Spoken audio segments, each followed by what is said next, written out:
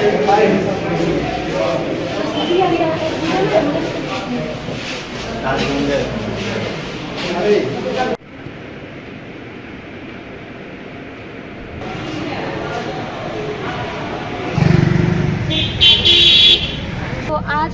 আজকে আমাদের এবিভিপি থেকে সব ছাত্র সংগঠনরা এক ডিস্ট্রিক্ট ম্যাজিস্ট্রেটের কাছে একটা সাক্ষাৎকারের জন্য বা আমরা একটা দাবি দেওয়ার জন্য এসেছিলাম যে আমাদের ত্রিপুরা সহ বিলোনিয়াতেও অনেক জায়গাতে প্রচণ্ড পরিমাণে ড্রাগস, নেশা পাচারকারী অনেক রকমের অনেক অ্যাক্টিভিটিস আমরা দেখতে পাচ্ছি।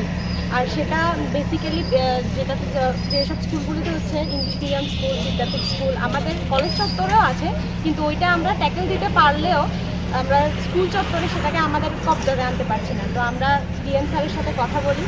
তো আমরা এখন দেখতে পেয়েছি যে স্যার আমাদের ভীষণভাবে সাপোর্ট করছেন। স্যার বলেছে যে ইনিশিয়েটিভ আমরা যা নেওয়ার নিতে স্যার আমাদের সঙ্গে আছে। তো আশা করছি আমরা সবাই কিছু না কিছু করতে পারবো। এতটুকুই হচ্ছে। কতজনের প্রতিনিধি দল আপনারা গিয়েছেন? কতজনের প্রতিনিধি দল ডিএম স্যারের সাথে সাক্ষাৎ করেছেন?